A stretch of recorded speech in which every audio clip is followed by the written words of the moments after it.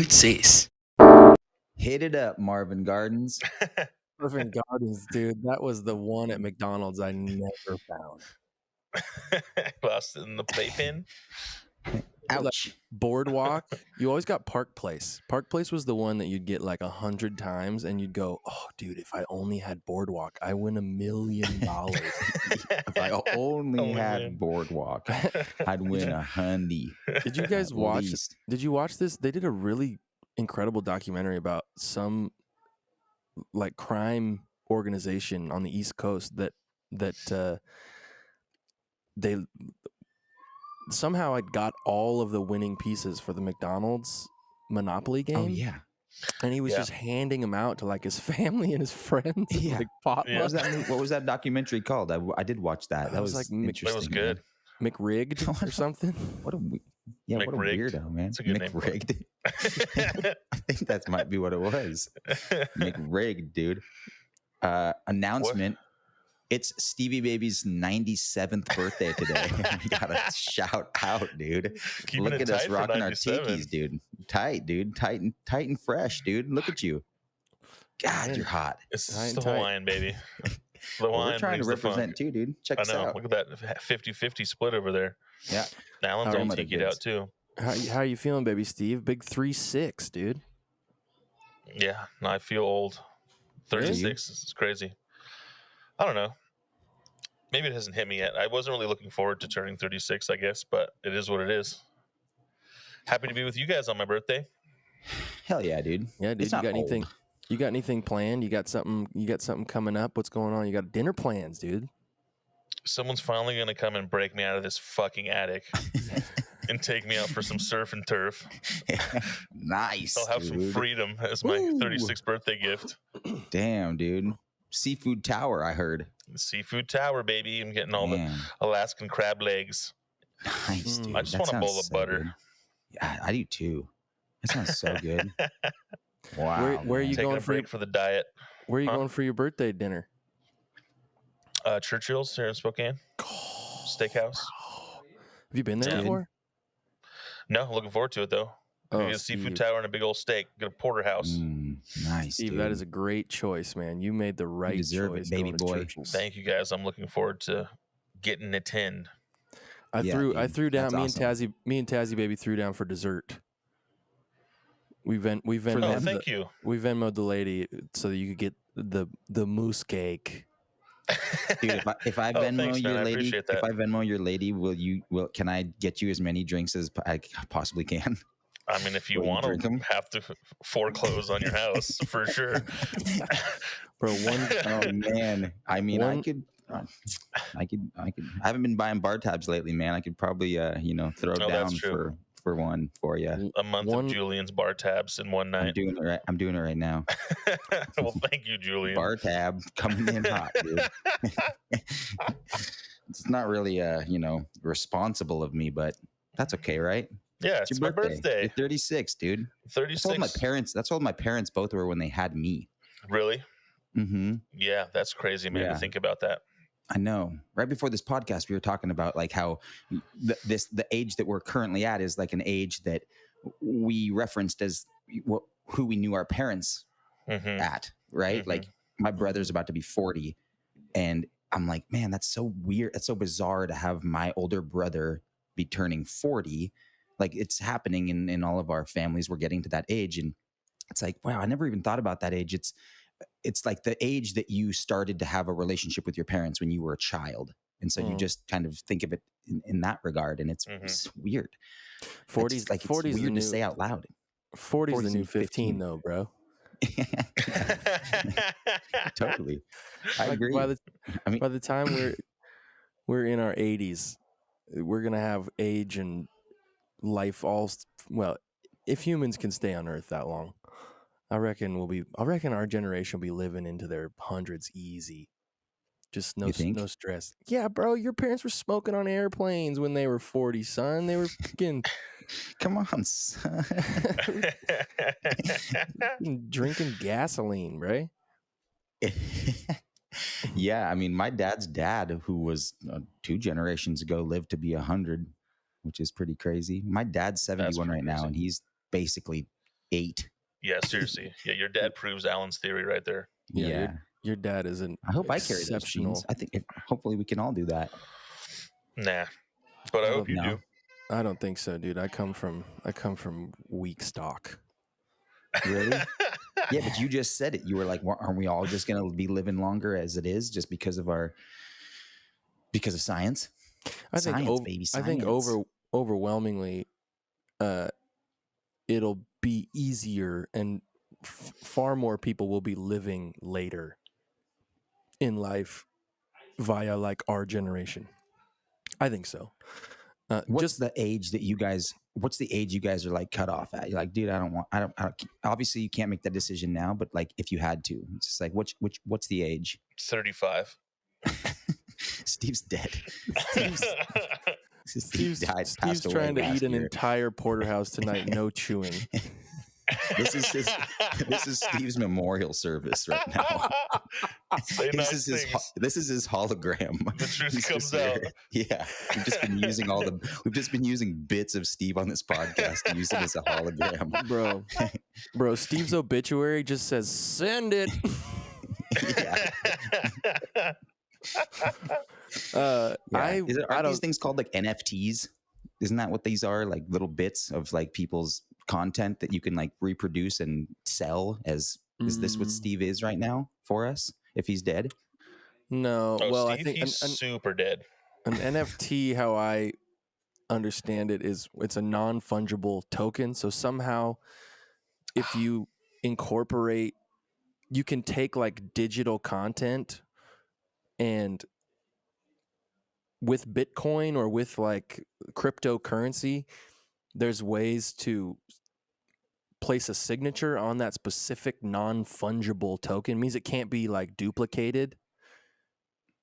And so it makes it be like if you're going to an art expose and you buy a Rembrandt, you get the Rembrandt. Like a piece of Steve. Or like, like a piece of Steve. Like right now, this is happening in real time. But because of digital duplication, you just duplicate it over and over and over and over and over. I don't understand fungible tokens really at all, but the little bit that I do understand is that it's essentially coded in a specific way that you can prove that this is the original, is how I understand it. But what if like 20 years from now, this podcast actually became like very popular because like our legacy went on to go do something cool, like whoever, like anybody did something, and then people were like, oh wow, they did this like podcast back in 2020 during a pandemic, and it's like 2048, and they go back and it's just, and they dig this up, and they're just like, wow, this is incredible, man. I can't believe these guys were talking about this stuff. It's good to have dreams, Julian. Yes, because I don't think anybody's gonna go back on this podcast and be like, "Whoa, dude!" Maybe. I mean, it's like these intelligent movies, conversations they're having. No, I mean, there's like movies that people go back to and watch. I listen to a lot of podcasts with like actors talking about movies that they made back in whenever they did, and then the movies, 10, 15, 20 years later, like have this huge cult following, and they're like these they're 20 year later classic. People are like, wow, I love that movie. It's like, God, that movie was like, it was awful when it came out. Nobody made any money. We like paid money to make that movie. So maybe I do have dreams. It is an interesting thought experiment to think about why certain things hit and certain things don't. Because there's I'll go, when I pick out movies or series at night, I can't scroll through the TV anymore because I waste 45 minutes just like looking for a picture that I think is fun, and I'm that looks interesting, right? So I go and I like look on Rotten Tomatoes or like IMDb, or I'll just Google like best 100 movies that you haven't seen. What is that you're drinking out of, Bray? That's beautiful. What is it called? What's it called? Chalice? Carol? Yeah. Carol. Yeah, this is my tiki cup for Stevie baby's birthday, dude. I'm drinking straight cold brew. That's what I'm That's going to right. look like after Julian's bar tab that he picks up for me tonight. Oh After yeah, his- dude. yeah, Don't for worry his- about it, man. To the 40 buttery nipples that you buy. You can only drink B52s and buttery nipples all Get night, dude. some duck farts. Duck farts. But sorry to go back to that, like how I find movies, because you guys were like super riveted and very interested in this dialogue piece. I didn't fall asleep at all. I didn't either. Some movies that I'll go and like have like 30% or a 40% on Rotten Tomatoes, where if I just didn't stumble across them somehow. Perfect example: this movie Masterminds with Zach Galifianakis and Kristen Wiig. Bro, it's one of the funniest movies ever of all time. Like Gotta for give it me, another shot. for me personally, like Yeah, I me just too. I love it.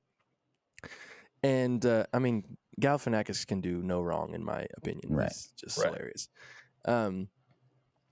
It scored like a 15% on Rotten Tomatoes, and like if I was just scrolling through trying to figure out something to watch, 15%, bro. I ain't watching anything that's below a 60% on Rotten T. That's you're like always paying attention to you're always paying attention to the star systems. Like whenever we're like looking at movies, you're like, dude, this thing's got hella ratings, and I'm just Well, like, I don't ever even consider that. Really? I just have to. I can't. It's like, I'm sorry to interrupt you, Steve. Like no, it's okay. it's kind of like a restaurant for me. Like I'm so upset if I go have a shit meal that Yeah. I would rather like base my choice off some sort of barometer and potentially miss out on like the two hole in the wall mom and pop shops Mhm. to sacrifice the 10 times where I go out and I'm like, that's the worst sandwich I ever had in my life. This is beat. Right. And it happens all the time with movies. Like I get an hour into a movie or a half hour in, I'm like, this is awful. I'm wasting like those metric systems. The reason why they're popular is because I think for that specific reasons, like I can't stand wasting time. Yeah. And it's funny Yeah. how movies and such like that can just miss, like they can be amazing productions and just totally miss the, like critics go, nah. And, and the critics, Yeah. maybe there's a body of like 30 people who really like sway those numbers on Rotten. Doesn't Rotten Tomatoes only have like a specified amount of people who can rate stuff? Do you guys know that at all? No, man. I don't know, but there's always like, movies come out and I think it's rigged, dude. It's the McRig, dude. They got issues because because then movies come out and they're like, it scored 100% on Rotten Tomatoes, and it becomes this publicity, strategy for movie makers and other things. I don't know. I mean, It's political. It's political, of course. It's political, of course. Well, I think like Julian's point of like a movie that came out that got just reamed that ended up becoming kind of a cult thing was like The Cable Guy. Oh yeah, because everyone was like, Jim Carrey, dark humor. What are you talking about? But it's like Matthew Broderick, Jack Black. That movie's fucking amazing. Mm-hmm. But everyone was like, no, I want to see The Mask. Yeah. There's a bunch, man. There's like there's a ton of movies that are like that, and I can't think of any of them off the top of my head. But who knows? I mean, what a weird thing. Like, I'm just using this as an example because this is what we're doing. But like, this will be on in the world 20 years from now, and like, what a weird thing to be able to go back to and like watch even just listen to for ourselves. You know, be like, look at him. You show Rudy Allen when he's 18. or him just come across it and be like, my dad's a fucking idiot. Gotta wait till he's at least 21. Right? He's 21. Yeah. And the other side of it is that's weird as well is the things that hit that you're like, I don't get this. Yeah. That always blows my mind. It happens with music all the time. Yeah. A bunch of people will be like so on. Perfect example is Frank Ocean's last record. Channel Orange. Channel Orange was one of the sickest records ever. His first record, like his freshman. That was like release. his classic one, right? That Yeah, just like every song on that record was a banger. And then he came out with his next record. And I remember like sitting in my car, everybody in my band, everybody like that I was hanging out with, everybody put like the cover as their profile picture. It was so popular. And I went and I mean, I don't know, I might be making that up, but it was popular. Like, people were stoked about it. And I remember driving, I think I had a full day drive from Seattle to Spokane, and I put it on, and I got to the end of it, and I was just like, what just happened? Like, what am I not hearing here? There's one good tune on this record, and the rest is just like auto-tuned jibber jabber. Like, it was But people just, loved it. people loved it. Yeah. And I'm always, I think with subjective things like art, right? Yeah. Movies, art, there's so much left to the listener and the person who takes in that art. But it always is shocking to me when something that is relatively universally loved, I go, what? It'd be like if you just woke up one day and realized you were colorblind after like 35 years of like thinking you had the colors down, you know, and then somebody's like, no, bro, that's blue. Like, what? Right. Shit. Like, No I feel way. that way. I felt that way when I watched Nomad Land. Did you guys watch this movie? Yeah, I really liked it. It I got heard it was so really many. slow. It got so many awards, and I was just like, I mean, now Frances is one of my favorite actors of all time. She's Yeah. unbelievable, but it was like, what? Right. This? It's almost like going to a museum and looking at a giant canvas with like a couple squiggles on it, and it's like the thing that like the whole exhibit is surrounding. And Right. you're like, what am I like? What am I missing here? Why is there like it's a circle with a line through the middle of it and it's blue? It's a Like, Ghostbuster symbol. Why is that worth $10 million? why, yeah, what is this? How do you measure that as being good or not good?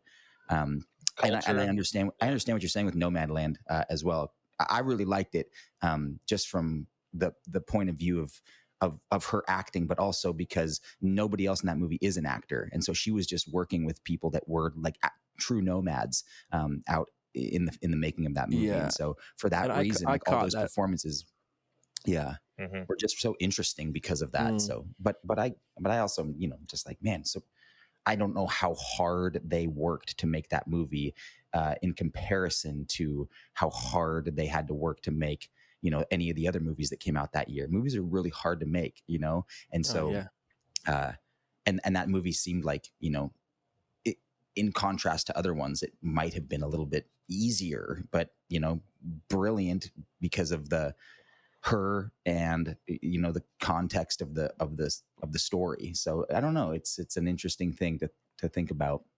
I don't know how it works, but yeah, when things are really popular right away and you don't really understand, I always try to kind of like figure that out. Like what am I missing here? But then, there's also a ton of things like this podcast that are gonna blow up later on and be like, wow, man, like how did this happen? We're 50 episodes in. We've got 20 downloads.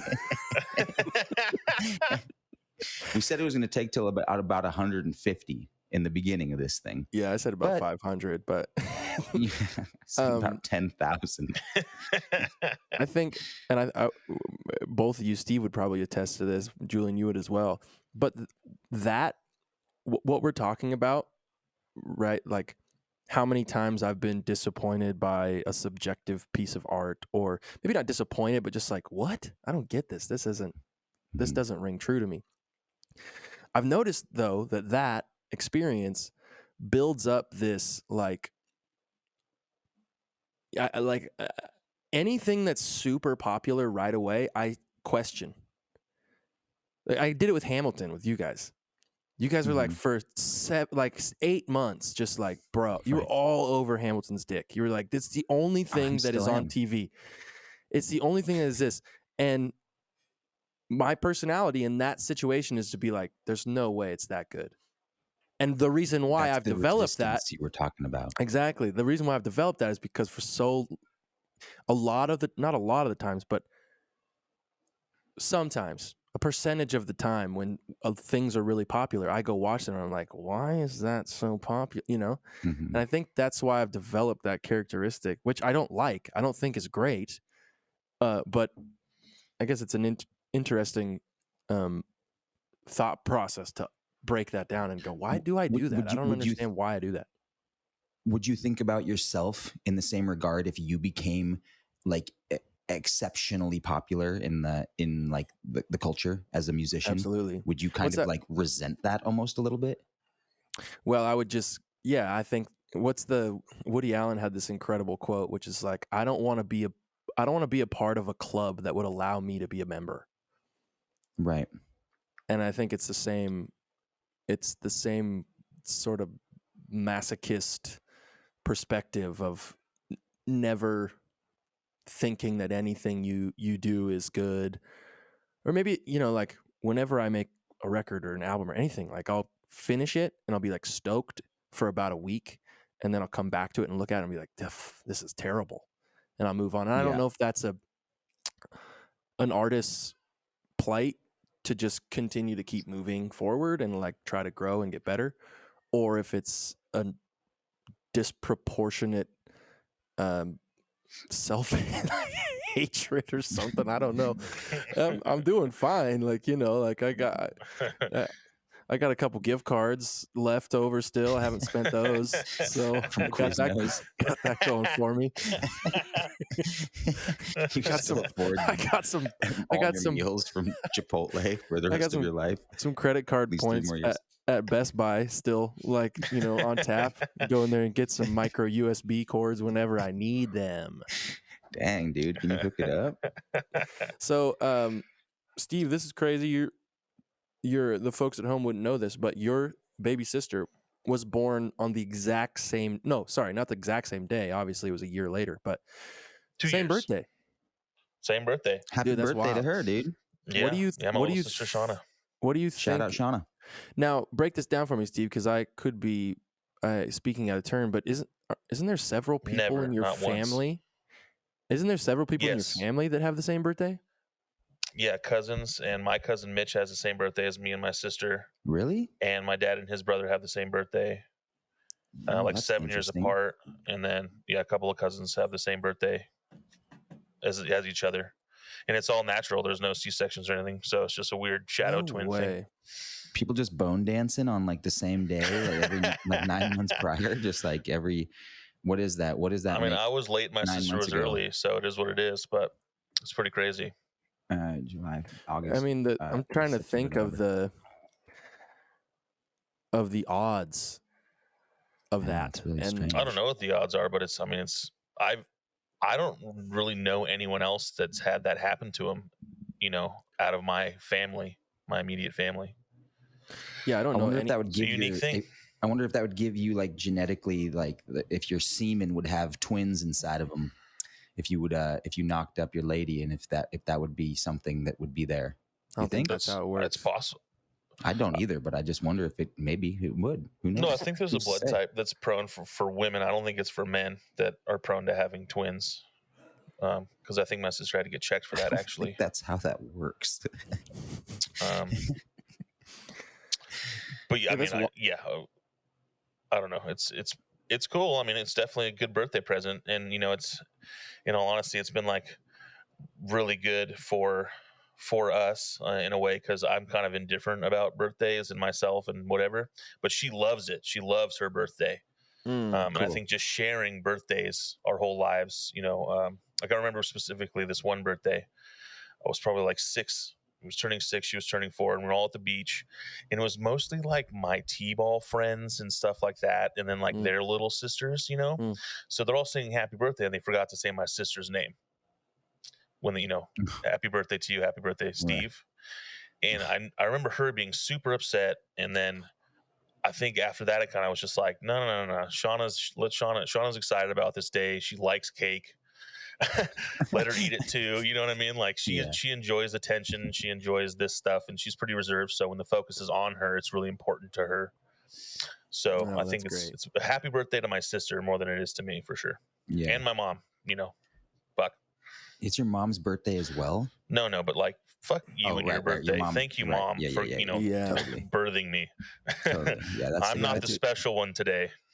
I bet you had a big old noggin coming out. Like when you were born, did you have the same size quantity my body of noggin? grew. Size 8, baby. New cap. You have size 18 foot too. What was your? Yeah, they've been shrinking. What was your digits coming really? out, Steve? Do you know like your length and Like weight? I was like 9, almost 10 pounds. 9.10 or 9 point whatever. I was 10. pounds. Bro, Yeah. Rudy was like 6 or 7. Yeah, I don't. dude. He wasn't. He wasn't that He's gonna big. be a little wuss. You're just gonna be just fine. Trust me. His life will be better if he can fit in the back of an Uber. Exactly. He's not gonna have those brows though, dude. Did you have those brows? Did you have hair when you were born? That are enveloping these tiny glasses right now. Yeah, dude, eating those these glasses. They're so good. Bro, your brows are like a bouncer at a Chili's, and you're bouncing those sunglasses out Vegas, of the bar. Dude. Yeah. Every time you laugh, they're just jumping up. Get out of here! What do bouncers at Chili's do? Get out of here! Dude, Taco Tuesdays get rowdy at Chili's, man. Nice, dude. I'm about to go do that. I remember getting my eyebrows. I think it was probably my 6th grade picture. First time it was at my barbershop, my dad's barbershop, and he's just like, "Kid, we're gonna make those 2 things, not just one." So just shaped it down the middle. Was you up in a uni when you were a had kid? a fat uni. Yeah, I'll try to find a picture of me in like 4th grade, dude. It's just straight across, man. Oh, sweet. But he and it never came back. Well, I mean, I pluck it. Oh, you do? Oh, dude, you don't. I get a 5 o'clock shadow up there. Wow, dude. Every you day? think I don't pluck it every day, but yeah, every couple of days I pluck it. Nice. You know Insider information, all you listeners. You know what I've never seen with the brows? Like I've seen the unibrow, but I've never seen the visor. Like that goes from the far right and left all the way to the hairline. That would be amazing. You should try to make that happen, bro. Start shaving that little patch. So it comes in thicker. See if you can't build a bridge from the far right. I mean, shoot, dude. If I could probably just dye it. Cut and paste, dude. Cut and paste. I'm just gonna put a little dye here. I think it would catch the hairs. Yeah, probably. Bro, nobody does that. Like, have you guys know this basketball player Anthony Davis? Yeah, the unibrow. Yeah, dude, he's got a savage uni. Savage. He just goes with. Oh yeah, he just goes with it too. He just wears it. Bad motherfucker. I guess if you're that bad, I appreciate that. And you're also that tall. He's like 7'4" too. And like, who gives a shit? Like, what are you gonna say to me, bro? What are you gonna say? He can't even hear you up there. I can rearrange your ceiling. Like you don't even matter to me. I look over you. Yeah, if you're that bad of a motherfucker, dude, you don't have to answer to anybody for anything. You do whatever you want. Seriously. But why? So what? But like, so what's the difference of us then? Like, why can't we just rock unis proper then all the time? Just because we haven't made it? Because we're not that cool? We can't. Dude, because of society. Shoot threes with David Robinson of the Spurs of 1993. Unibrows are now. The only Unibrows are basketball. Unibrows are a social construct. Oh my stigmatized, gosh, I want one. They're not stigmatized, dude. Frida Kahlo, dude. She destigmatized the shit out of some unis, man. Yes, a girl having unis too. I love that. I mean, shit, I think that was her self-portrait, wasn't it? Mm-hmm. Yeah, it was hot. She was hot. She was hot. I mean, dude, give me 3. By the time you come back to Spokane, I'll have a unibrow. Yes, dude. I please hope so, man. And a visor. When you said visor, Alan, I thought you were talking about like gelling your eyebrows like forward, like a crew cut or something, like having them go over your eyes. No, that's an idea. Fuck the visor, dude. Like, listen, you could do that, Steve. You could style your eyebrows if you wanted. If you had one solid halo eyebrow that went like from the back of your head all the way to the other side of your head.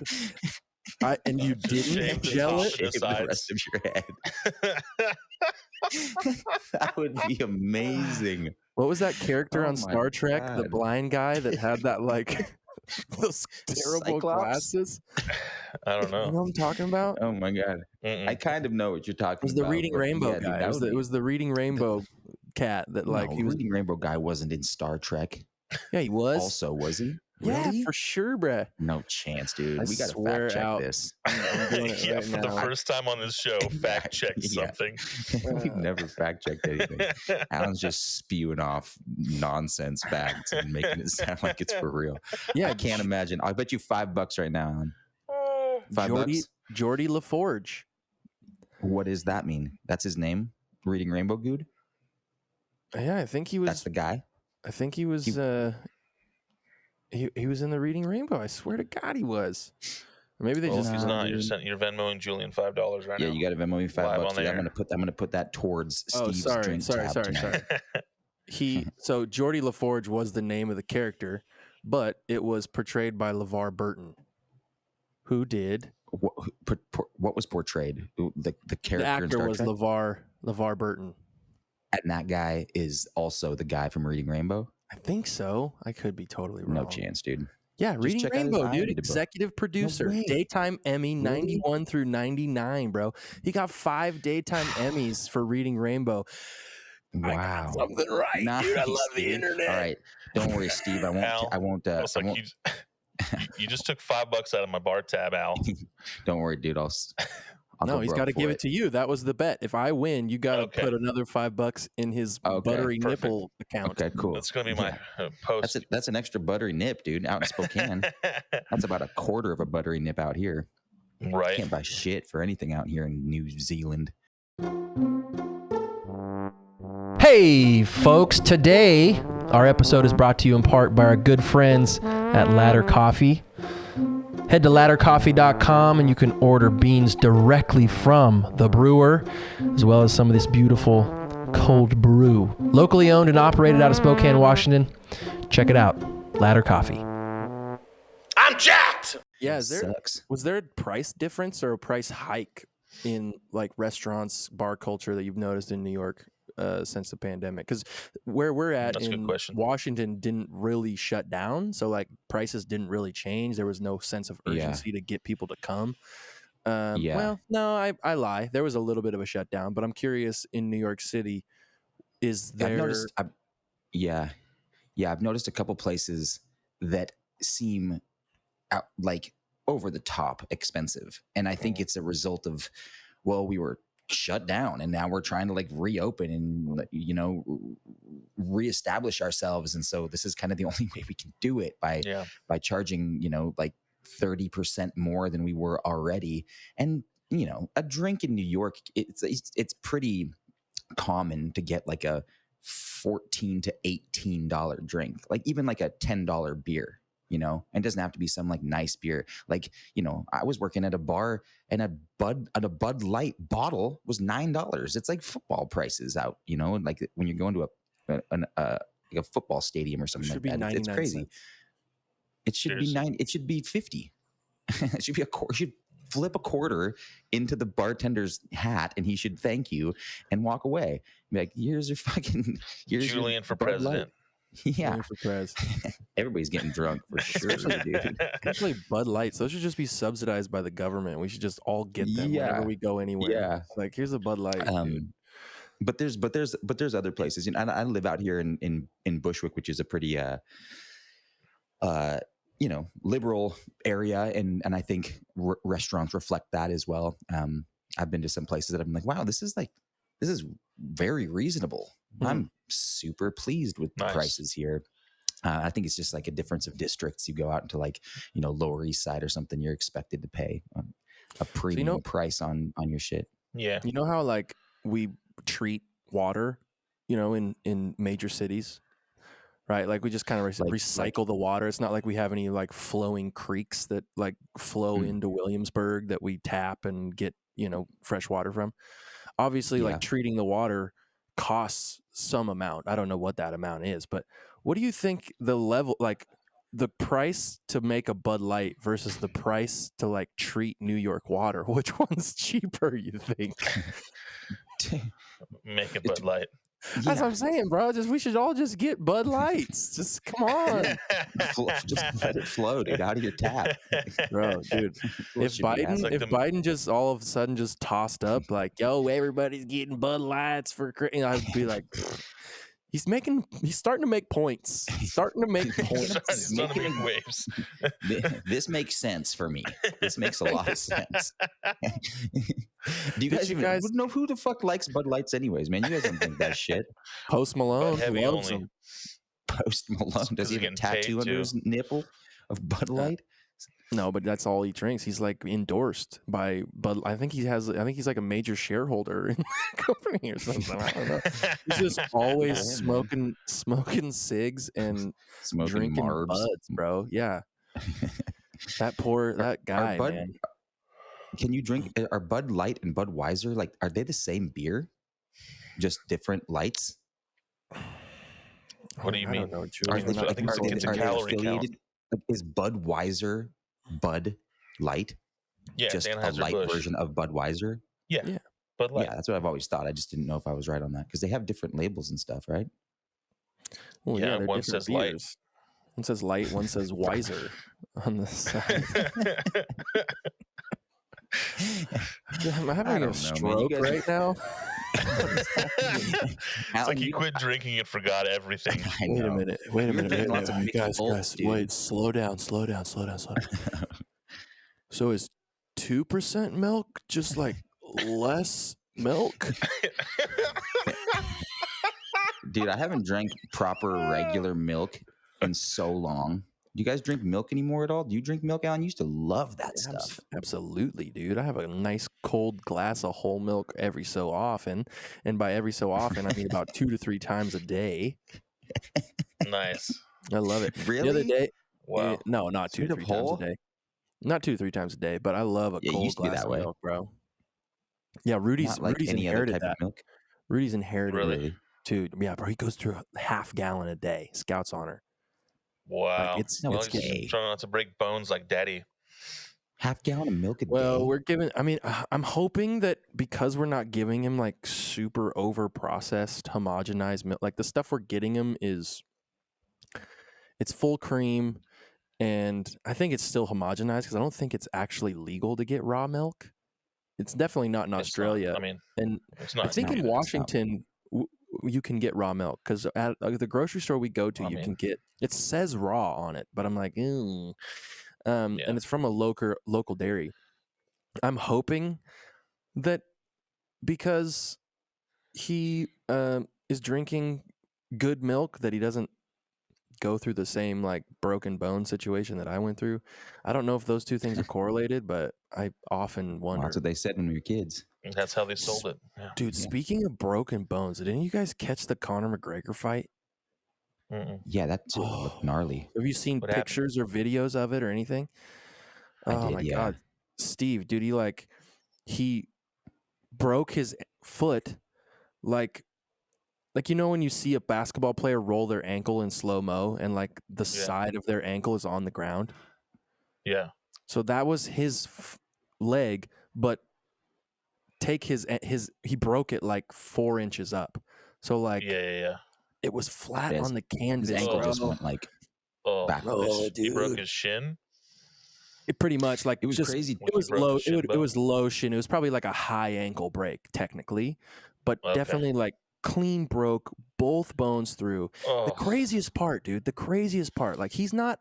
I would be sobbing. I would be like boogers coming out of my crying, ears. Really? You'd be crying? Oh my God, bro! You never broke a bone like that? It is awful. It's so painful. But I just don't know if my reaction would be to start crying. Bro, you'd cry like crying is my reaction to pain. You would cry like a baby back bitch. Bro, you cried during Up. Like the first 3 minutes you're sobbing. Different kind of crying. Exactly. You still cry during Hamilton. You seen it 100 times. Yeah, but I'm saying like I'm not gonna cry over pain. Like that's not gonna be my reaction. You would cry. I don't think so. You would cry. It doesn't matter, okay? It doesn't matter. I'm not gonna break your ankle like that. Homie didn't cry. Homie's sitting on. This is like how.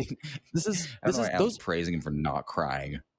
He's probably in shock. People go into shock. 10 bones, dude. The reason why I'm And you just praising him is cried like a because baby back bitch the whole time. I understand that pain. Yeah, it was the wildest press conference too, because to me it goes to show how different of animals those guys are versus like Oh, me, otherworldly, insane. right? Like insane. The fight before that, this guy, Sean O'Malley, Shane O'Malley, Oh, is Shane that the guy with the O'Malley. green hair? Yeah, he's got like this rainbow hair. He's really fun to watch fight, actually, because With he's just that like, name, he was born with green hair for sure, Yeah. and the Irish flag tattooed on his tit. Shane So- O'Malley. he fought another guy, and I don't remember his name, but bro, this guy took 250 punches, strikes, right? Like they count how many times you strike.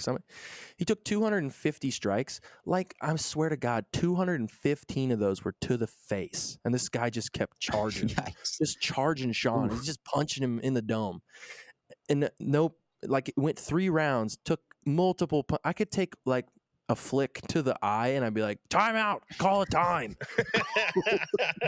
Call a Throw in time!" the towel. Yeah, Throw he's in the towel. He's going for me. He's going for me. I go full going for possum. me. Full possum. Flick to the eye, baby. That shit hurts. But the I craziest couldn't part take a about flick it, to the eye. from what I was seeing, like my vantage point was like, they're all in the ring. McGregor is sitting down on the side of the ring. Like his leg is broken. I would be yelling and wincing in pain, just like screaming. And they're doing like the after fight press conference, right? Like Joe Rogan's got the mic to Poirier's mouth, and he's like, "What's going on?" And he's like, "I think I checked him and it broke." And he's just talking mad shit on McGregor, who's literally 3 feet away from him. And then Rogan takes the mic. He's like, "Okay, cool, thanks." And then goes and sits down next to McGregor and gives him the interview. And McGregor's like talking shit about Poirier's wife. I was like, this is Oh my another God, planet. really? Like, this doesn't. Who are these people? Where? Yeah. It kind of constantly trip, dude. blows my mind how different. Like, we're all humans, right? We all are humans, but our capacity for life and understanding of life is so vast and different. Like, those guys they're human without question, but they are so astronomically different than the 3 of us. Right. But at the same time, man, like those guys also really know like the value of entertainment and can really lock into what they're doing when they're doing that, like talking shit and being crazy and like post fight break leg and being like, okay, now like it's just as important as the fight itself is what they do post fight and how they like talk about each other and what they do to continue that feud between one another so that they can continue to make however much money they're making in each one of those fights and keep people being like, oh my God, did you hear what he said?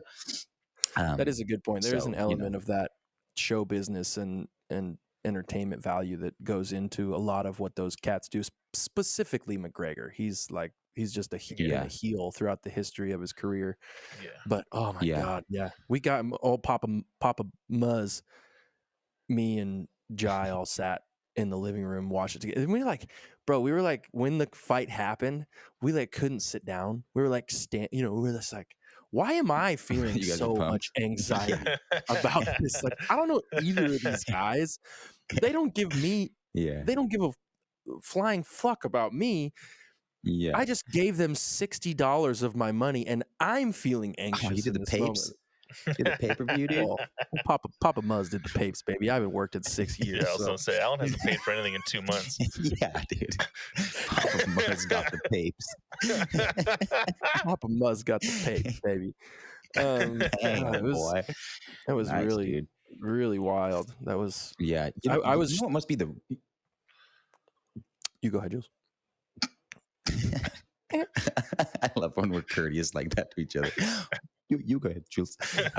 You know what's the craziest thing about it, man, is like imagine like because 99.9% of the people that are in that industry that are fighters, as well as musicians, as well as actors, as well as all these people who aren't at that level and are trying to make a name for themselves, have to go through the same bullshit, like the same pain, probably more. You know, typically you watch fights that are like way harder and like way more gnarly and like worse breaks and crazier shit, people with bloodier faces, and it's just like, and they're like, and then there's ones that you don't see at all, that you will never see because they're not televised, because they're just happening in like shitty rings with 19 people watching them, and like, and they're getting their fucking asses kicked just so that they can feel like the same. Yeah, man. Yeah. Imagine coming up as a fighter. That's what's crazy, man. Like, it'd be so cool to get to that level of Conor McGregor and whatever, you know, to be the people that are charging papes and getting like, you know, these fights that you gotta purchase, but like, and doing it at the MGM Grand with "Let's get ready to rumble" type of guy. But like, coming up, like, how do you, man, you got to be so about fighting, and to get into fighting must be so, I don't know what like gene you have to like possess that, the interest to like, I want to go beat somebody's ass right now, dude. Like, that seems so harsh, man. Yeah. I grew up with this and then to cat. not make any money from it. Right. Yeah. Just to like do it for fun, you know. Because at some point you have to make a choice of like, oh, I think I can do this as a career. I would imagine a lot of people get into it as just like, I'm just going to do it to like stay fit, or I'm going to learn some martial arts because I need to know how to defend myself. And then at some point, some guy goes like, hey, I think, you know, you might be able to do this for a living. Shot. And then it just comes from pop culture and necessity, I think, though, too. It's like the boxers of old were just poor guys trying to make a living, and that's all they could do. Yeah. And then it got popular, and people tried to go and get it. When the World Series of Poker was televised, all of a sudden it went from a table of 200 to 10,000 because it was popular on TV. UFC used to just be Tank Abbott's and all these dudes who were just barred Texas scrappers who could fight and made a buck from it, you know, just didn't have anything else to do. And then it got popular. So you started getting a bunch of characters and a bunch of other people coming in. It's not just like the Gracies in Brazilian Jiu-Jitsu anymore. It's like you got to know like 8 different sports all in one, and like, let's go because it's popular. Opposed to just being like the Muay Thai guy or the whatever, you know what I mean? Like, the culture shapes people's wanting to get into that. Like with music, you know, now everyone's in a band because Guitar Center. So there's a lot more shitty music out there, but people are still trying. Yeah. Because of Guitar Center, you think? Do you think that ultimately, you know, do you think that ultimately, the accessibility of instruments and recording stuff wasn't as easy to get now, and you can do it from anywhere. Yeah, I guess that makes a point. Yeah. Do you think ultimately, though, that's better or worse for the sport? My argument would be it's better for music to have. You're arguing. You didn't even let me answer the question. Yeah, because I want you to take the other side and argue it. What do you think of this? Because my argument would be, no, I think it's better for the sport. Of course, it's growing the sport. It's growing the sport. It's getting more people in there. It's getting more competition, which is going to grow everyone to excel and be better. I was more referring to Julian's point of like rising up in the ranks. You really got to go much harder because there's that many more people you got to step over, which is brutal. So yeah, I think it'll definitely excel the sport. And these guys are coming out that are just insane now with the stuff that they can do athletically, and the amount of pain they can endure is such a mental game, I think, more than a physical one for these guys. Right. Yeah. And the evolution of sport is so fascinating to watch too, because you can, you know, you go back and watch, you know, like for a perfect example, it's like you can go watch old highlight tapes of like 1980s basketball and then go watch 2021 basketball, and you're like, not even the same game. Yeah. And that's the same thing. And the UFC is like a pretty new sport, right? I don't really know what I'm talking about right now, but I feel like it's a new sport.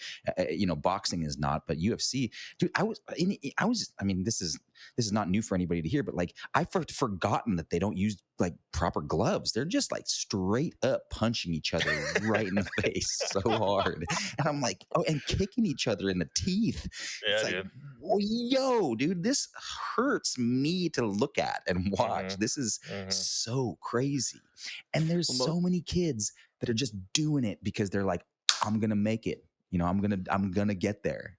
Yeah. And then, you know, they got to prove it to themselves too. I admire that desire. Yeah. Yeah. Same, man. Tenacity. Mm-hmm. Gotta have it.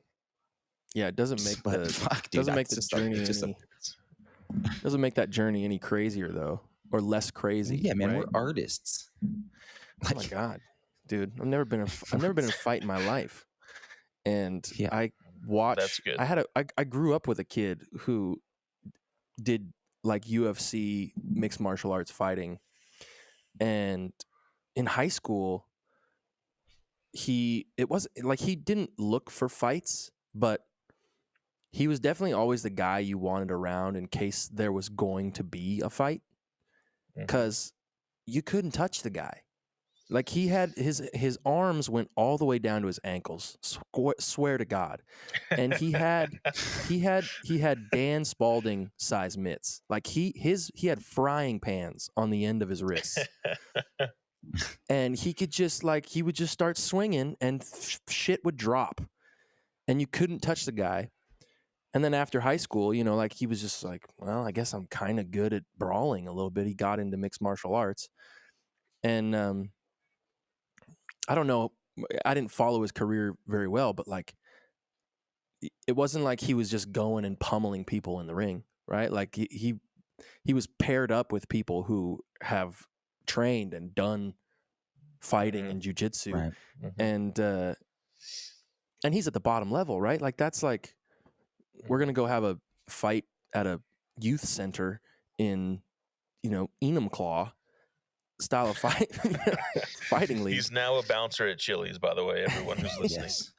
Yeah. But I think that's good too for guys like that to like have a place where they can put out their rage and their anger and get a discipline. You know, I think that's really good about the martial art world is that it teaches discipline, not just, you know, there's a respect aspect to it, you know, which guys like Conor kind of shake their fists at or whatever. But again, that's to sell tickets. But for the most part, these guys have a real regard for each other. You know, there's the inside the ring and outside the ring.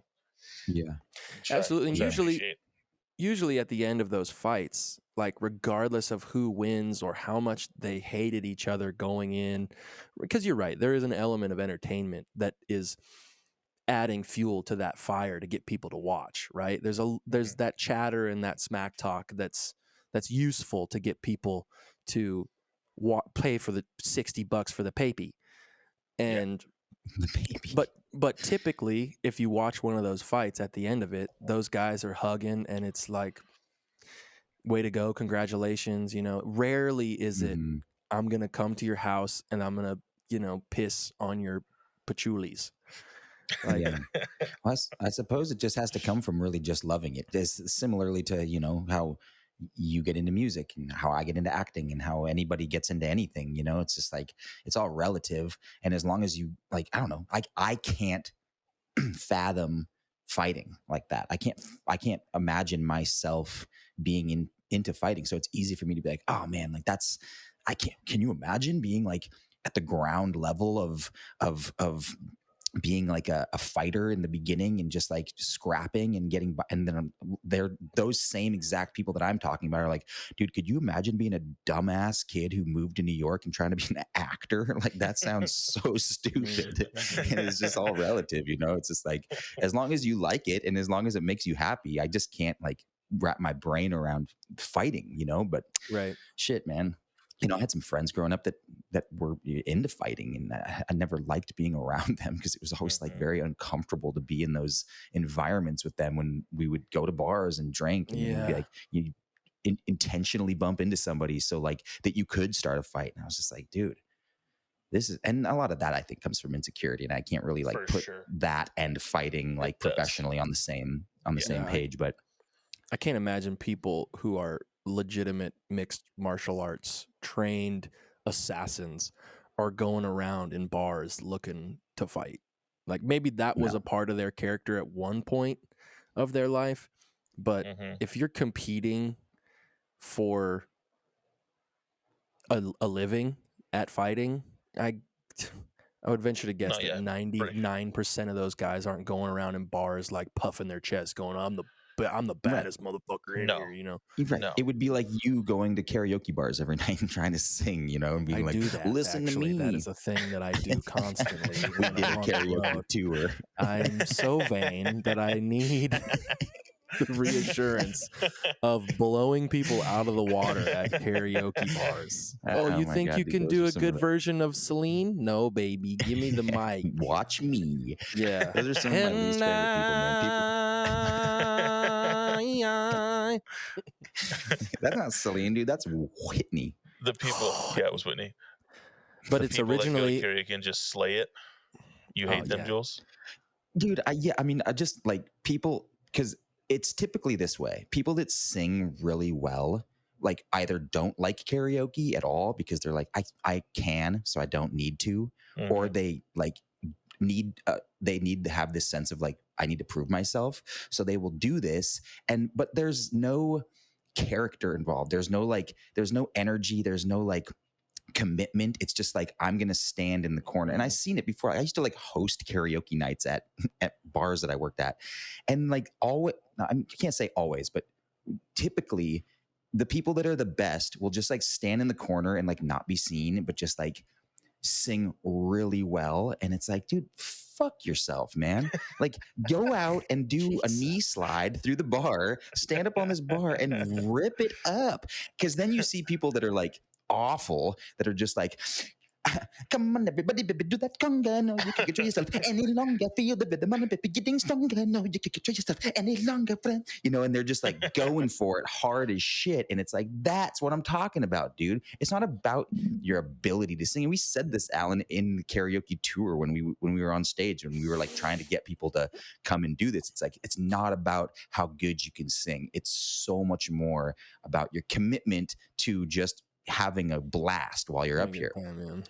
And that probably goes, it's relative to everything, man. I mean, with fighting, with singing, with acting, with all these things. It's like, don't try to be that guy that goes to a bar, puffs your chest and gets into a fight because you need to prove that you can beat somebody up. Don't go into a bar because you know you have a good voice and prove that you can sing because you know that you can.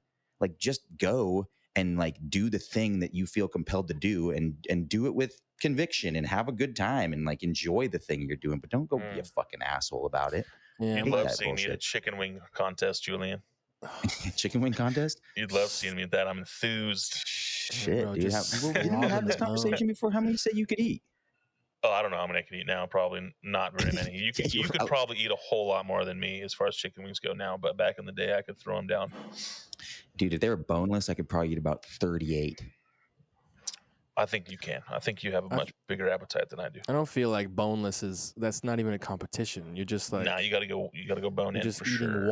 wads of protein. You got to figure out what that bone is doing and how to avoid it, and then get rid of it. And how to avoid it, dude. I love that. Would you rather? Hold on, I got a good one. Is that what you're going to tell your daughter, Al, when you have one? Absolutely never going to have a daughter. Next up. Would you rather have to eat all of the extra meat that's left on the bone after a chicken wing eating contest, or host karaoke every night for the rest of your life in Ontario, Wait, you just Canada? got to do it once? Chicken wings. You just got to do the chicken wing thing once? Yes. Done, dude. Yeah, dude, I'd be sucking those nubbins, dude.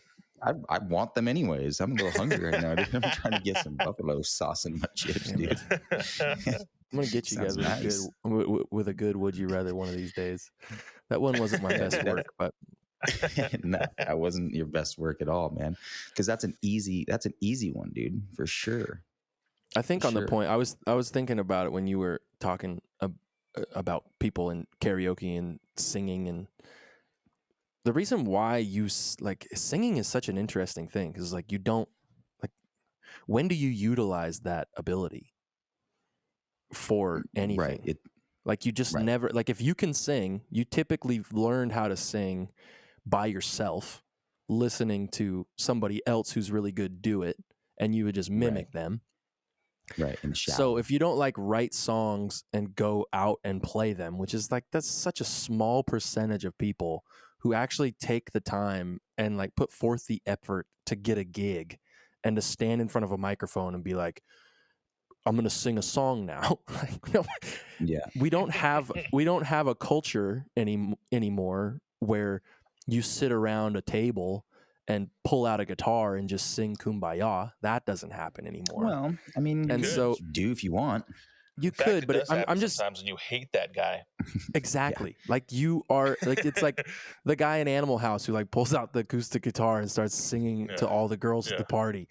Like I was that guy, and that guy sucks. Nobody likes that I guy. love that guy, dude. We used to get laid all the time from that shit, dude. It was great. I was like, hey, Yeah, but Alan, in hindsight, if I went to a girl party, if I went to a party and that guy showed up, I'd be like, dude, this guy blows. I don't like this guy at all.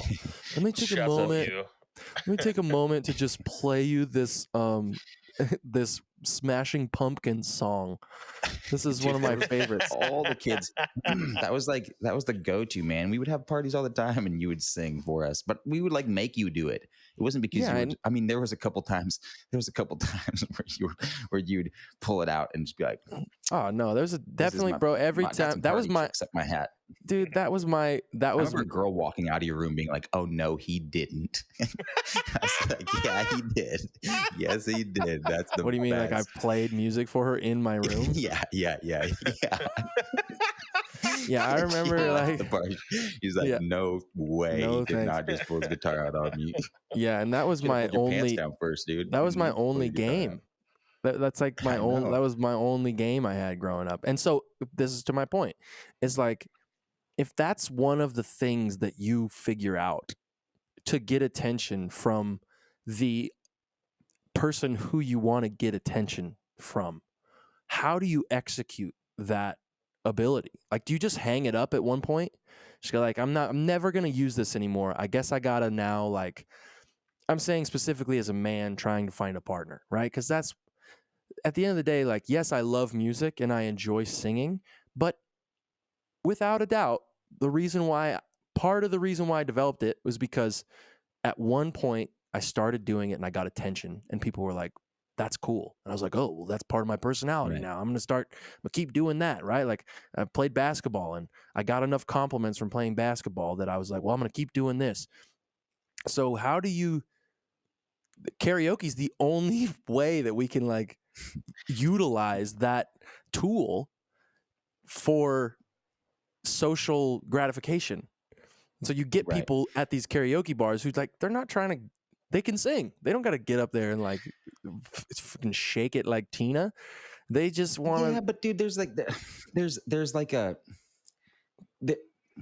a, I don't know, maybe it's just a stigma that I've created for myself because I've seen so much karaokeing happening. But if you're good, like, look, there's a lot of people that are pretty good singers. Like, you know, they're not on your level because you practice and you have done this as a career. But there are a lot of people that just like, yeah, you're going to break your voice when you start doing these 4 days going on in Australia, dude. You're in trouble, man. You better start lubing up your voice, dude, with some Maalox. I went and shot a music video like last weekend with my brother-in-law, and I haven't sang like that much duration. It was like an 8-hour day, and I was, you're singing the whole time along to the track to make it feel like in post like you're actually singing during the music What video. song Obviously, did you do? it's overdubbed.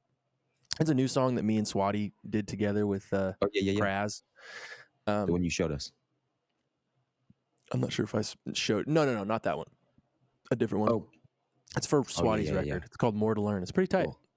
Wrote it like 7 years ago in Cabo, and then it's finally found the light of day. I've heard this one. Yeah. I was a little bit like going into that, not nervous necessarily, but like I just haven't sang that much since the pandemic happened. And the only thing that really it was wild. The only problem I had and the thing that was most sore at the end of the day was my tongue. Like the back of my tongue, I don't know, you use your tongue so much when you're singing.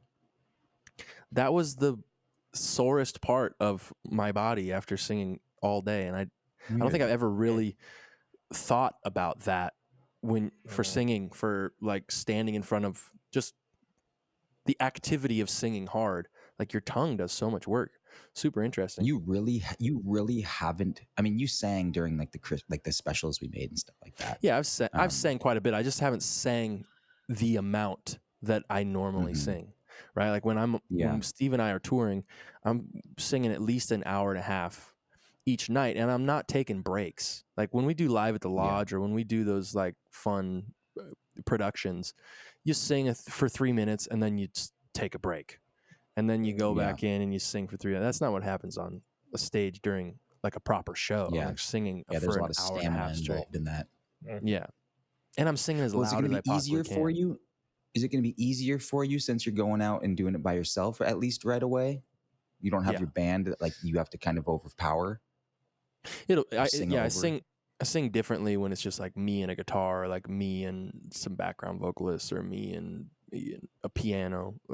Definitely sing way different than. I mean, really, honestly, I just get super excited when I'm on stage with a band. I'm just like you just amped. blow out your voice, and you don't sing properly, or like from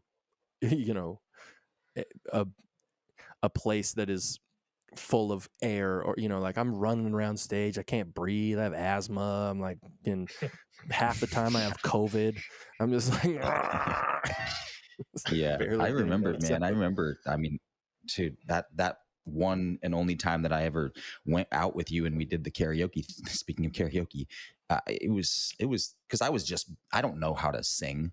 Like, I don't know how to preserve my voice at all, and all I was doing was just shouting over everybody every night when we were doing that tour.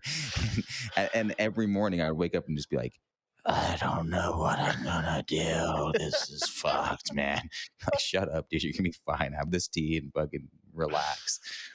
Well, TGI Fridays at 7:30 in the morning at the airport. You went balls to the wall, though, bro. You weren't like what you did on that trip was like. I'm sure, Steve, you saw probably video highlights of that tour, but I've never seen or toured with anybody who burnt more calories in a 3-piece suit than you did on that trip.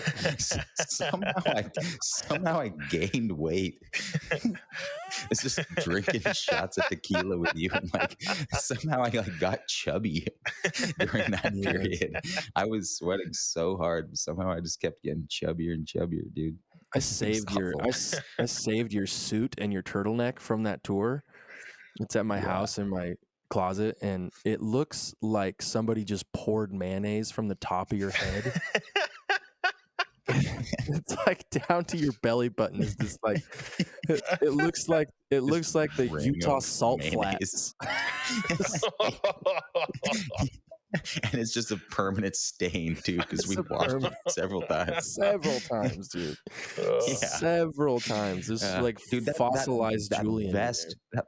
That vest was like fucking quilt or whatever it was, like tweed, and it was just drenched every night. Like, you bring it out. It was so crazy, man. But I say all that to say that I like, it's hard. It's very challenging to preserve a voice like that. And I mean, that's your gift, man. Like, I mean, you obviously work to preserve it, and you have techniques to sing a certain way when you're on stage every night so that you can do that every single night continuously. But that's the difference of people that are singing karaoke at the bars that are pretty good at singing and that aren't out on the road every single night, because it's just like, oh, you don't. And that's the difference of, people that are fighting for pay-per-view fucking shows versus just like dipshits that are getting fights at bars. It's just like people know how to make the distinction between the two, and will like, forage a path for themselves to get there and to do that. And you did that, man. You made that happen. Yeah, bye. It's interesting. Go bye. I'm finished. With mixed martial arts and fighting, though, is it seems like the pathway, or maybe some people's pathway, unfortunately, is forged through like fighting at bars. I wish that didn't, I wish there was like a better route for people to get into that industry versus like, throwing hands at the county fair. But Right. like, I mean, that's how all else would that's you get into that well, I mean, practice? I'm sure there's a lot of people that just go start training at gyms and start practicing. And, it's just our assumption because we're like, where else do we ever see people fighting at young ages? It's just like, oh, yeah, in the bars. I watched, one of our close friends, Nick, get cracked over the head with a pool stick one time at a bar and like ripped his whole cranium open and just turned into this epic brawl. And it was just like, oh, my God, dude. And Nick was one of those types of guys. He was on the podcast. Good old Nicky P, who he used to love fighting, and I was just like, dude, I hate hanging out with you when you just want to fight. Dude. This is awful, man. That but sucks. I would never have. I wouldn't have been like, oh, because Nick fights, that's indicative of him going and being like a fighter in professionally. It was just dumb behavior, and I had my behavior was stupid in another way. I just wasn't fighting. But I don't know. It's easy to assume that like fighters would just come from that place, that environment of like, oh yeah, they just must start, getting pissed off and fighting in bars. But just like you, man, it's like people would be like, oh yeah, what did Alan do? Just like, start singing it at Earl's down the street on the Ave and karaoke night 5 nights a week and just like make it that way. Some agent see him and say, hey man, hey kid, here's your shot. Come on down with me to LA and let me put you up for a couple of weeks and get you started and make you famous. Dude, it doesn't happen that way. You got to Buick LeSabes. How great would it be if the music industry was big enough to where like talent scouts would be going to karaoke? We were so waiting for people to join the industry. Talent scouts were like going down to Crazy Town on 5th and picking out people from the karaoke. Like, I think you got a future in K-pop, kid. You got that it factor, boy. I mean, there's all these singing shows now, so those are basically karaoke. It's basically it's glorified karaokeing. It's just televised. Yeah, it is. But there's more that goes into those shows, like the way people look, the story that they can manufacture. It's not just like, can you stand on stage and sing? I want to switch subjects a little bit because we almost are out of time here. And Stevie baby, I want to know your ordering process at Churchill's. I want to know what are you going for first? Are you getting some Appies, baby? What kind of steak you going for? What kind of sides you having, boo? Come on, talk to me now. Well, I think what we're gonna get is a couple of cocktails. First off, gotcha. Probably an old fashioned, and then I'm gonna get the seafood tower as the appetizer, and then I'm gonna get probably the 16-ounce porterhouse. No, you gotta get some more apps, dude. You gotta get some more apps. Come on. Aren't there some little niblets there? Well, I'm gonna get mac and cheese too. Oh, nice. And then probably some form of potato, maybe thrice baked, which would be nice. And then like a peppercorn sauce on the steak. It's gonna be fire. And then dessert and more cocktails. I'm excited.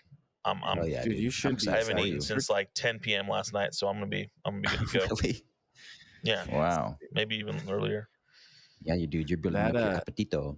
That is a damn good. And you say you've never been to Churchill's before? Mm-mm. Oh, bro, I'm so excited. Man. We first moved over here, dude. I was on tour for a year and a half with you, and then and then everything got shut down. So I haven't like gone out and done too much stuff in Spokane. Oh, bro. Yeah. I moved here and then left. Yeah. When I get said that to me too, Alan. You were just like, you haven't experienced Spokane at all. I was like, no, I thought. You're like, have you ever been here? I'm like, no. You're like, what do you mean? You've been here for 9 months. I'm like, everything's closed, man. We've been in a pandemic.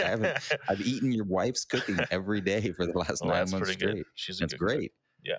Yeah, Spokane's cool, man. Dude, that sounds good. Spokane post-COVID. I'm very excited to see what's going to be popping. Because there's some cool things happening, and they're expand like the town itself, the city itself is just putting parks everywhere and like public places for people to chill and hang out.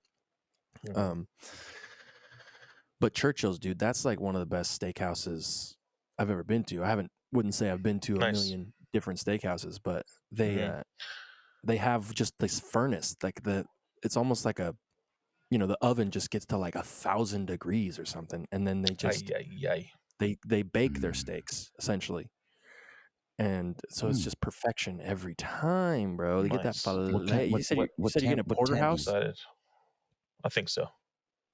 Do you go medium rare? Do you go rare? What's up? Medium rare. And I know they'll do that right, opposed to some places. I think if I go to a nice steakhouse, I'm getting it proper rare, dude. Just straight up rare. Just like blood just out of the fridge. My face. just right out of the conversation, dude. And just like pull them out and let's dance. Well, that is an interesting. Well, I'm glad about the review thing because it's like we were talking about earlier about like the Yelp review kind of stuff, and I think those things can be misleading because people from like fucking Lawrence, Kansas, or actually Lawrence is pretty cool, but like rural towns will come out here, or people that live in Spokane, they'll rate Jack's Diner 1,000 votes at 4.5 stars, and you're like, it's just a fucking breakfast spot.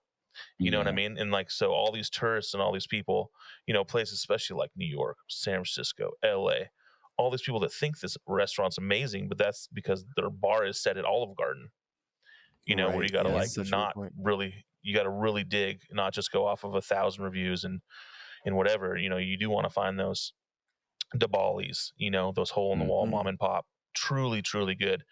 And like Churchill's has that as far as ratings and reviews and stuff out here. And I usually just go for reference anyways. I trust that shit more than anything online, like Rotten Tomatoes or whatever. Absolutely. Word of mouth is always better, especially like coming from somebody, Yeah, coming from somebody you trust. Don't take it from me. No, I wouldn't. I would trust your rating system, Jules. You got a good palate for food. You just don't care. It's like you're just trying to get the food in you so you can go do something else. I'm just trying to have an experience with my pals. Steve and I, we're adults, and so we just like enjoy meals.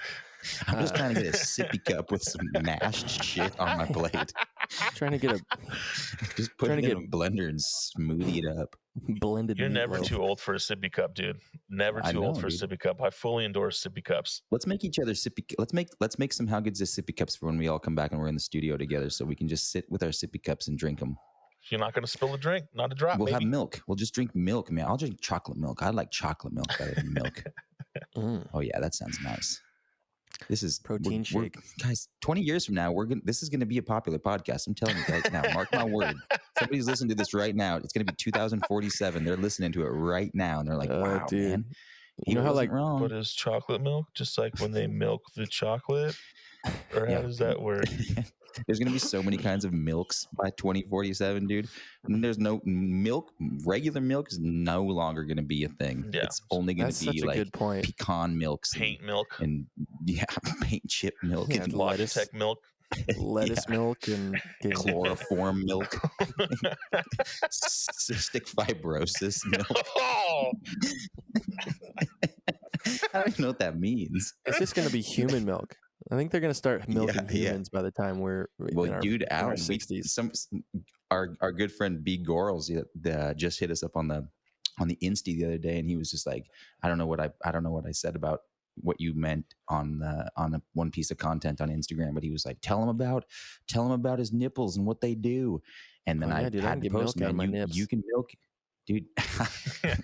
Alan can milk his nips. Can you do it right now, dude? I'm not going to do it right now. But I can get liquid out of there. I like that you took a second to consider that, though.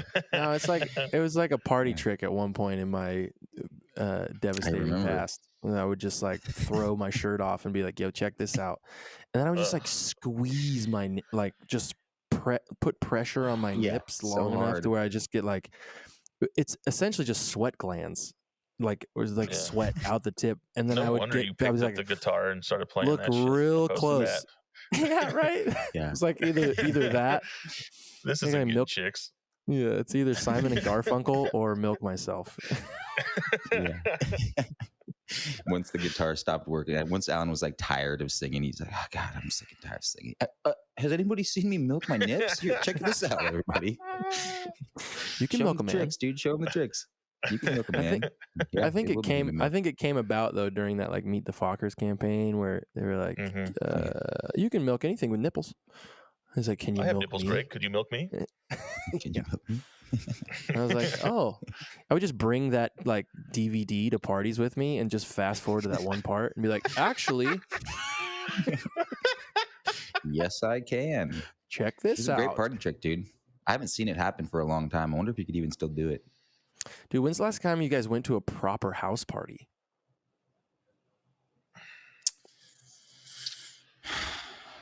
Dang. It's a long time. Yeah, I went to, haven't like, been to a well, not proper to the house party. roof. There's a lot of like my friend out here who's originally friends with my older brother has been taking me to a bunch of like exclusive like rooftop parties that are hosted in like house like nice houses out here, like on the water and stuff, but they have really nice rooftops. But then you can like go down and like stomp through their super nice house and like, dude, what do you guys do for a living? Because this place is fucking crazy. But they're typically like Hedge funds. residing on the roofs. But I haven't been to a proper. I mean, dude, those no house parties were like our house parties back in the day. They're probably all better. Our house parties were debaucherous and so idiotic. Yeah, I was talking God, to man, my we had a good brother-in-law. time, though. I was talking to my brother-in-law about that house that we had. We all had a share house. Steve, you never lived there, but you definitely had been there before. Okay. And it came up the other day in some conversation we were having, and just the look on his face told the story. He was like, "How many people do you have living at that dump, bro?" Like in 12. There was like 12. I was counting them up, and there was like at least 10 at one point in a house that was maybe 1,700 square feet. Yeah, That's hell. Actually, when I think about like things that scare me, having to be back in a house like that, sharing a house with like 10 adults, it's like it makes me anxious. Like I start like Seriously. my Adam's apple starts Yeah. fluttering. Well, that's growth, muchachos. That's growth. We've Yeah. grown up. Alan has a 8-year-old son now. Steve's 96. 62, and I'm just still out here in New York acting like a pervert all day long. So nothing's changed here. Going to house parties and macking on nines and trying to hook myself up with something real nice. Drinking chocolate milks all night long, dude. Sevens, it let's be honest. out. Sevens. Sevens, yeah. Let's be honest, dude. 6.1s at the highest for sure. Yeah. Yeah. But, well, that's what happens, man. We grow up. Stevie baby, Yeah. God bless your mother, because your head Yeah. is God bless your far mother. larger than it needs to be, and and God bless your sister. Happy birthday! Thank you. Thank you. To your Happy birthday, entire baby. family. Thank you. Actually, your entire family shares a birthday. It's wild. That's awesome. Yeah, I'm gonna give your wife some financial loving so she can get you hammered drunk at dinner, dude. And then I'm gonna ask her to take a picture of you so that we can just giggle our asses off at how fucking hammered you are tonight. Drunk man. Steve is the best. Steve, best version of Oh, Steve no, ever. no. Just one last, No. one last little caveat before we end this podcast. Steve actually, bless his heart, he's currently house sitting our house because he's a sweet boy and he does wonderful favors for people. But at one point we were gone and he and Laura were house sitting our house, and we have these like ring cams on the outside, and they're great for this specific reason. Is that Stevie boy, he had a couple old fashions at Lucky You, and they roll home for sure. they gave him a half gallon of Monarch vodka at Lucky You, and Close the place. Laura comes and they park in the parking lot, and you can see Steve just like he's got the reclining, the seats recline, and Lucky You's like a 10-minute drive to our house. He already like reclined all the way back, and Laura is so funny. She opens up his door. She's like, "I'm not doing this right now." helps him out of the car, and like, and we also have like a doorbell one too, right? So we can see the whole. It's like it was like a scene out of a movie. He gets out of the car, and then the Ring doorbell goes off. We see that one, and he's standing up against the bar, and he opens the door, and he's just visibly swaying. Opens the door and go, and you hear our dogs bark. He goes, "Hi, Poopy."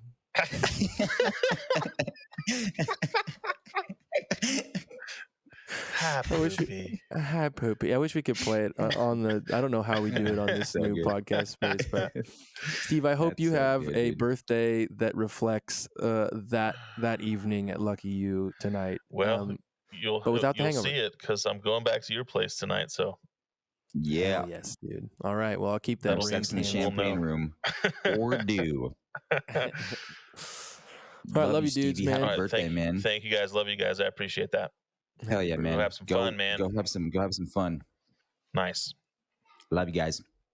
Love you guys. Bye. Bye. Oh, boo-boo, did you just make it to the end of the video? Yes, you did. Do you want to see more videos just like this one?